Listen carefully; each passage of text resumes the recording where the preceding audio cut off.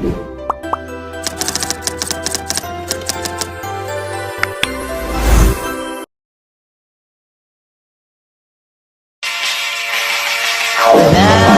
orang dahulu kasih jangan keterlaluan. Sayang biarlah sederhana, takut nanti kau merana.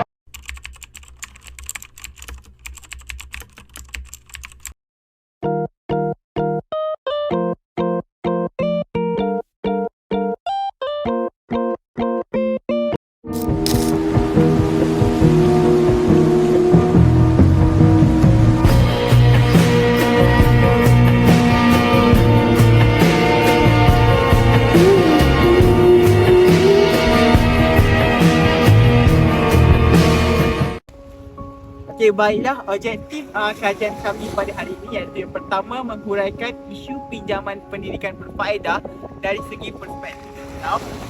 Yang kedua pula adalah mengkaji faktor-faktor mahasiswa mengambil pinjaman pendidikan semasa melanjutkan pelajaran universiti. Dan akhir sekali, objektif kami adalah untuk menganalisis alternatif-alternatif pinjaman pendidikan yang berfaedah yang tersedia di Malaysia kepada mahasiswa-mahasiswa Malaysia. Seperti mana yang kita ketahui, mahasiswa pada masa kini lebih memilih untuk mengambil pinjaman pendidikan bagi menanggung kos pengajian di universiti. Ianya bertujuan untuk menampung kos pendaftaran, iuran kuliah, buku teks, penginapan dan keperluan harian yang merupakan bebanan kewangan yang nyata bagi mahasiswa untuk kos sara diri di universiti.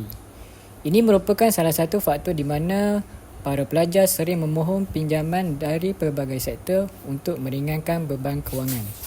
Pinjaman pendidikan pula dapat dikategorikan kepada dua jenis, iaitu pinjaman berfaedah dan pinjaman tanpa faedah.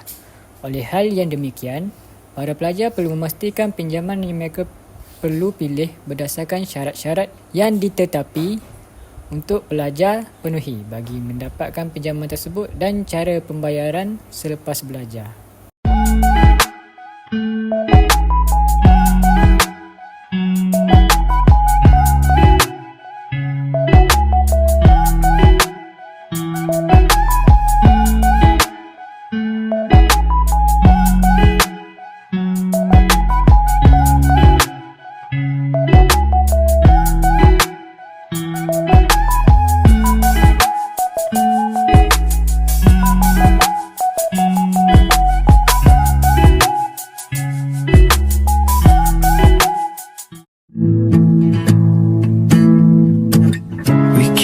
Love in a photograph.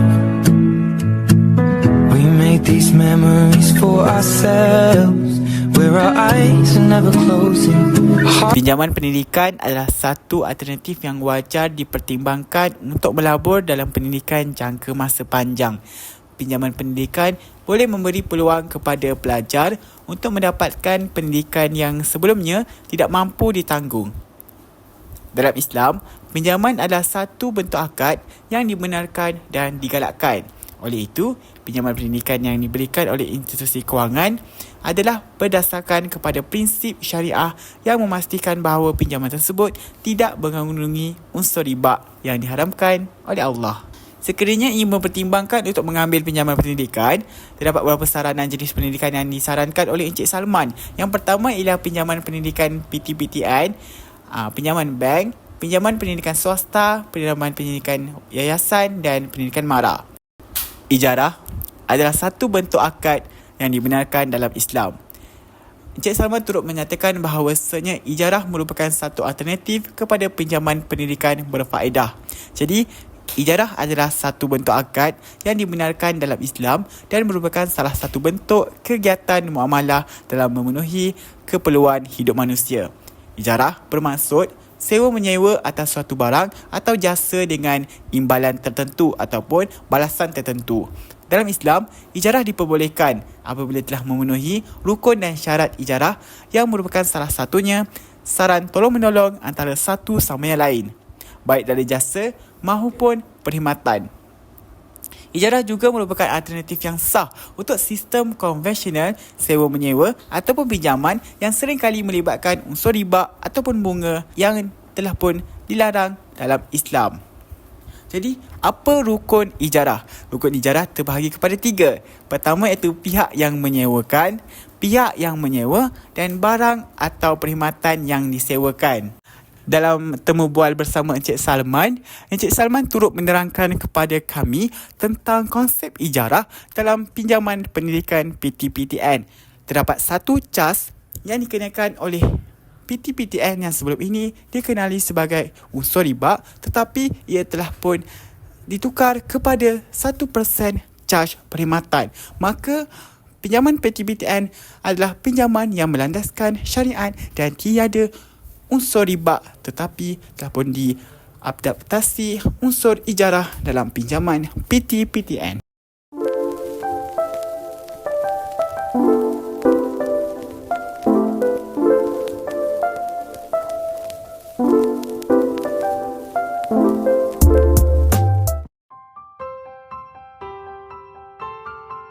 Ya, boleh perkenalkan diri? Nama saya Gabriel Nahid. Saya daripada kos undang dengan kepujian. Saya tanya sikit, kita kan pajak IPT kan? Kita mesti ada pinjaman. Soalan saya, apakah patut pelajar lebih memilih untuk mengambil pinjaman pendidikan semasa di negara tadi? Faktor yang pertama yang saya rasa adalah faktor kewangan daripada segi keluarga. Contohnya, bagi keluarga yang kaya, dia biasanya tidak akan mengambil sebarang pinjaman di mana-mana agensi yang menawarkan pinjaman seperti PTPTN, MARA dan yayasan. Jadi berdasarkan syarat PTPTN juga, kepada yang setengah pertengahan tu, golongan pertengahan, dia akan dibagi sebanyak 30% hingga 50% saja. Namun kepada golongan yang kurang berupaya untuk melanjutkan pelajaran, contohnya golongan miskin, dia akan diberikan pinjaman sebanyak 1%. Keseluruhan pinjaman tu dia dapat. Macam saya dapat sebanyak 24,800 macam tu. Nama saya Musa Anusai bin Osman. Saya ambil kos pengurusan risiko dan takaful SEM 3, semester 3. Okay. Antara faktor dia peluang pendidikan jugalah. Saya rasa mereka iaitu pelajar-pelajar yakin bahawa dengan melakukan pinjaman pendidikan ni akan dijaminlah kerja. So pinjaman pendidikan ni boleh dilunaskan apabila mendapatkan kerja nanti.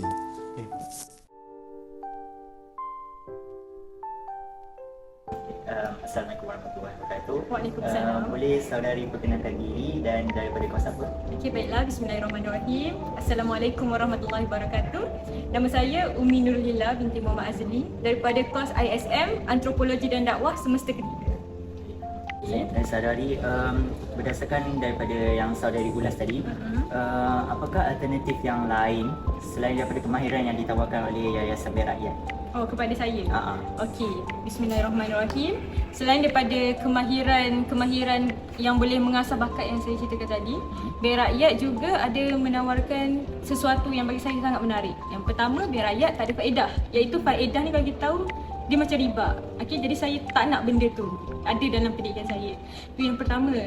Yang kedua, Bank Rakyat ni juga bila kita dah habis belajar, saya bagi contoh kan.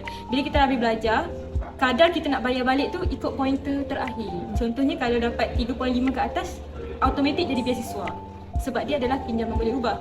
Okey, kalau dapat 3.3, dia just bayar 10% saja. Dan benda sangat menarik minat saya, membuatkan saya lebih bersemangat untuk bersungguh-sungguh lagi untuk belajar supaya saya nak jadikan pinjaman tu sebagai beasiswa je. Okey, itu yang kedua. Dan yang ketiga, antara kelebihan yang Yayasan Bank Rakyat tawarkan kepada saya adalah peluang pekerjaan. Okey, dalam kontrak perjanjian sendiri berkata, bila saya dah habis belajar, kalau terdapat kekosongan jawatan di Bank Rakyat sendiri, mungkin dia akan memanggil saya dan juga rakan-rakan lain untuk berkhidmat at least 2 tahun maksimum untuk berkhidmat di Bank Rakyat. Jadi saya rasa peluang tu sangat bagus lah, sebab kalau kita tahu kadar pengangguran dekat negara kita sekarang ni makin tinggi. Jadi dengan adanya inisiatif daripada pihak Bank Rakyat sendiri yang mengambil kita sebagai pekerja dia setelah dia menaja kita adalah satu idea yang baik bagi saya. Soalan yang saya ajukan kepada pelajar UNIZA ialah yang pertama, apakah faktor pelajar lebih memilih untuk mengambil pinjaman pendidikan semasa di Menara Gading? Yang pertama ialah kos pendidikan yang sangat tinggi, di mana ada sebahagian pelajar yang tidak dapat menampung pembelanjaan mereka. Yang kedua ialah keperluan kewangan seperti membayar yuran pengajian dan sebagainya. Yang ketiga ialah peluang pendidikan. Menara Gading mungkin menawarkan peluang pendidikan yang unggul atau program khusus yang tidak tersedia di tempat lain, dan pelajar mungkin bersedia mengambil pinjaman untuk mengejar peluang ini. Dan yang terakhir ialah apakah alternatif untuk pinjaman pendidikan tanpa faedah kepada mahasiswa? Jawapan responder ialah beasiswa dan bantuan kewangan. Mahasiswa boleh mencari pelbagai jenis beasiswa ataupun anugerah. Yang ketiga, kerja sambilan atau program, kerja part-time yang sering dilakukan oleh student semasa cuti-cuti SEM dan sebagainya. Dan yang terakhir ialah tabung pendidikan dan simpanan sejak dari awal. Responder juga menjawab bahawa alternatif yang boleh dilakukan oleh mahasiswa dan mahasiswi selain daripada melakukan pinjaman untuk mendapatkan duit pembelanjaan ketika belajar ialah mereka juga boleh memohon zakat daripada Jabatan Agama Islam. Setiap Jabatan Agama Islam di negeri telah menyediakan duit zakat untuk meringankan beban mahasiswa dan mahasiswi, seperti zakat muid di negeri Pahang, Maidam di negeri Terengganu, zakat maib di Perak dan sebagainya. Rumusannya, pinjaman pendidikan di Malaysia boleh dibahagikan kepada dua kumpulan, iaitu yang mempunyai faedah dan tanpa faedah. Pinjaman pendidikan yang mempunyai faedah akan didapati cas tambahan ke atas nilai pinjaman, dan perkataan faedah jelas diterangkan di dalam kontrak pinjaman. Sebaliknya, pinjaman pendidikan tanpa faedah tidak melibatkan sebarang cas tambahan atas pinjaman, dan sebarang cas lain akan dijelaskan dengan terang dalam kontrak pinjaman. Pilihan antara kedua-dua jenis pinjaman ini adalah bergantung kepada individu. Tetapi sebagai umat Islam, sewajibnya jauhi faedah, kerana dalam Islam faedah diharamkan.